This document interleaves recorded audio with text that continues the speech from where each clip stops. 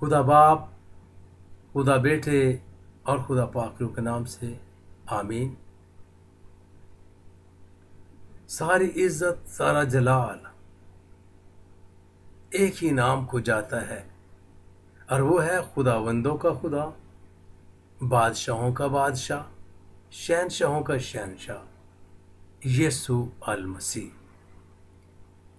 वही अब्दी है, वही मसीहा है, वही क्रिएटर है, वही जिंदगी देने वाला है।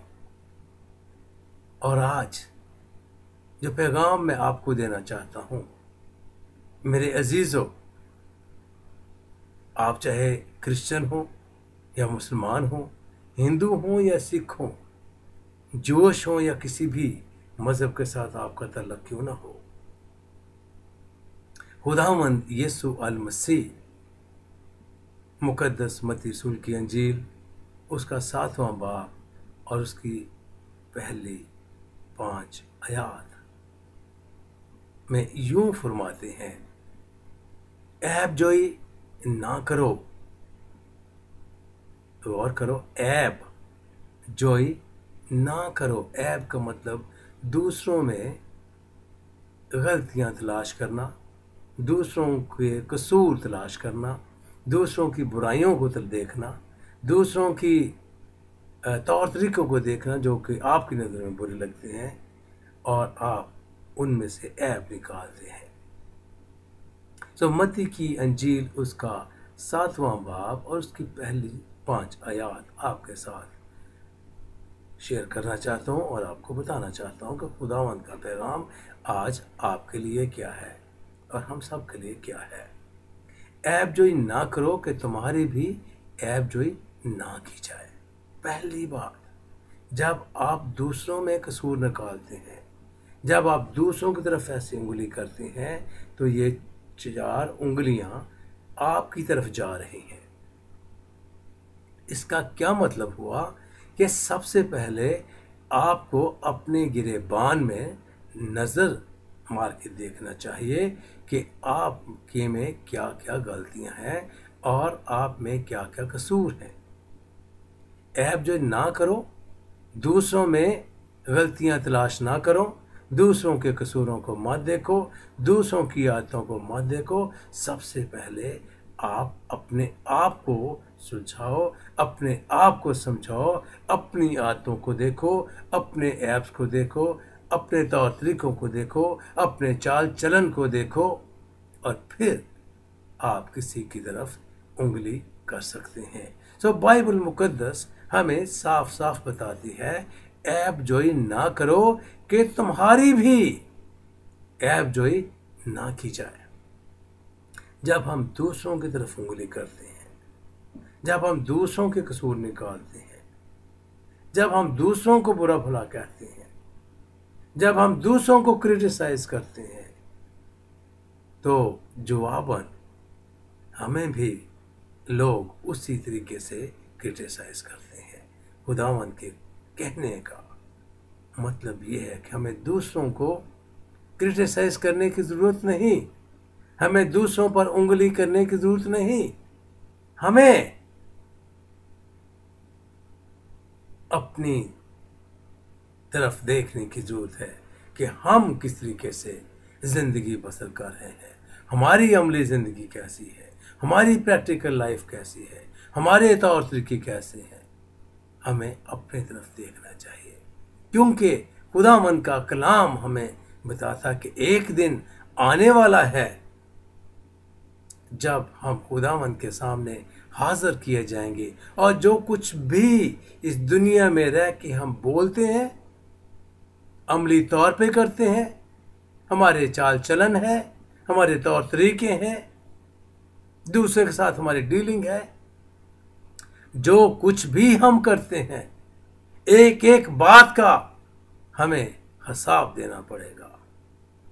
और वहाँ ना हमारे बेटे काम आएंगे, ना हमारी बेटियां काम आएगी, ना हमारी बीवी काम आएगी, हमारा कोई काम नहीं आएगा। जो कुछ हम इस दुनिया में रह के करते हैं, मेरी अजीजों, एक एक बात का, जो लफ्ज़ हमारे मुंह से निकलते हैं, एक एक लफ्ज़ का हमें हिसाब देना पड़ेगा। इसके बारे में कि जो अल्फाज हमारे मुंह से निकलते हैं वो क्या हैसियत रखते हैं, क्या ताकत रखते हैं, इसके बारे में मैं दोबारा किसी वक्त गुफ्तगू करूँगा। लेकिन आज जो बात मैं खुदावंद के कलाम के मुताबिक आपको बताना चाहता हूँ कि आप दूसरों को तरफ उंगली ना करें, दूसरों को क्रिटिसाइज ना करें, दूसरों को बुरा भला ना कहें, दूसरों के नुक्स ना निकालें, क्योंकि अगर आप दूसरों के नुक्स निकालेंगे तो आपके भी नुक्स निकाले जाएंगे, क्योंकि आप में भी बहुत सारे नुक्स हैं। मत्ती की इंजील 7वां बाब 2 आयत में लिखा है, क्योंकि जिस तरह तुम ऐबजोई करते हो उसी तरह तुम्हारी भी ऐबजोई की जाएगी, और जिस पैमाना से तुम नापते हो उसी से तुम्हारे वास्ते नापा जाएगा। तो क्यों अपने भाई की आंख के तिनके को देखता है और अपनी आंख की शतीर पर गौर नहीं करता। और अक्सर औकात ऐसे होता है कि हम दूसरों के ऊपर तो क्रिटिसाइज करते हैं, दूसरों के तो नुक्स निकालते हैं, लेकिन अपने गिरेबान में झांक के नहीं देखते कि हम में क्या क्या नुक्स हैं, हम में क्या क्या कसूर हैं, हम कौन कौन सी गलतियां करते हैं, हम में कौन सी बुरी आदतें हैं, हम में कौन से ऐसी बुरी चीज़ें हैं जो दूसरों को पसंद नहीं। मेरे अजीज़ों, सबसे पहले अपने आप को देखने की ज़रूरत है, फिर हम किसी और का कसूर निकाल सकते हैं, किसी और की तरफ देख सकते हैं।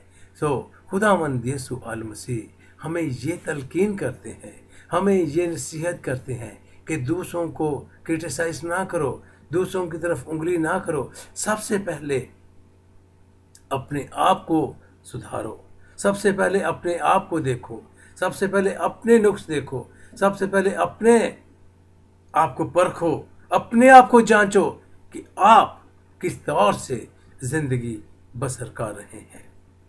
फिर आप किसी और की तरफ देख सकते हैं, किसी और के फाल तलाश कर सकते हैं। अदरवाइज ये खुदा की नज़र में ये बहुत ही बुरी बात है, और हमें कोई राइट नहीं पहुंचता है कि हम दूसरों को क्रिटिसाइज करें। सबसे पहले अपने आप को देखें, क्योंकि ये खुदावंद की नज़र में रास्त है। जब हम अपने आप को देखते हैं, 4 आयत में लिखा है, और जब तेरी ही आंख में शतीर है तो तू अपने भाई से क्यों कर कह सकता है कि ला तेरी आंख से तिनका निकाल दूं। आए रियाकार, पहले अपनी आंख में से तो शतीर को निकाल, फिर अपने भाई की आंख में से तिनके को अच्छी तरह से देखकर निकाल सकेगा। अब मेरे अजीजों, खुदावंद का ये कलाम हम सब के लिए है।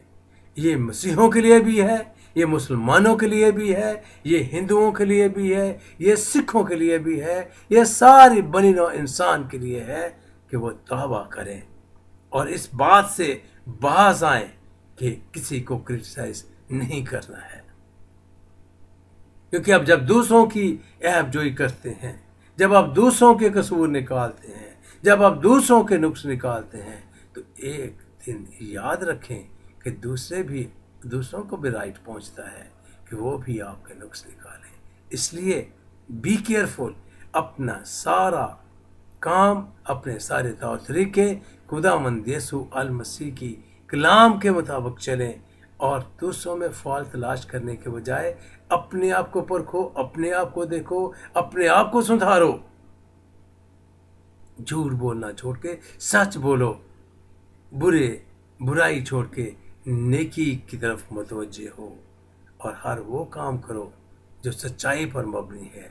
तो आप देखो कि खुदावंद आपको कितनी बरकत देता है। खुदावंद आपको बरकत दे और ये तौफीक दे कि आप दूसरों के फॉल तलाश ना करें, दूसरों के नुक्स ना निकालें। सबसे पहले अपने दिल में झांक के देखें कि आप किस तरीके से चलते हैं।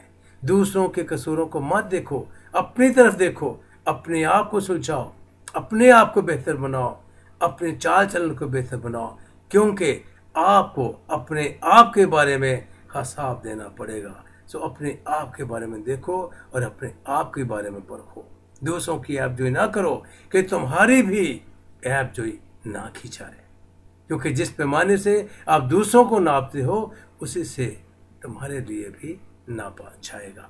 खुदावंद का कलाम सच्चा है, सच्चाई पे मबनी है, और अगर आप खुदावंद के कलाम को रोज रोज पढ़ेंगे, खुदावंद के कलाम पर अमल करेंगे, एक दिन आपकी ज़िंदगी में ऐसा आएगा कि आप खुदावंद की नज़र में मकबूल ठहरेंगे और आपकी ज़िंदगी में से हर बुरी बात निकल जाएगी, ऑटोमेटिकली ख़त्म हो जाएगी, और आप एकदम से रास्तबाज शख्स बन जाएंगे।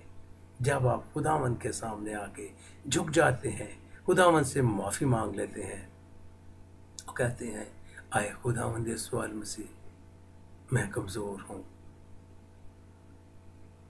मुझे कुव्वत दे, मुझे ताकत दे, ताकि मैं अपनी बुरी आदतों पे गालिब हूँ।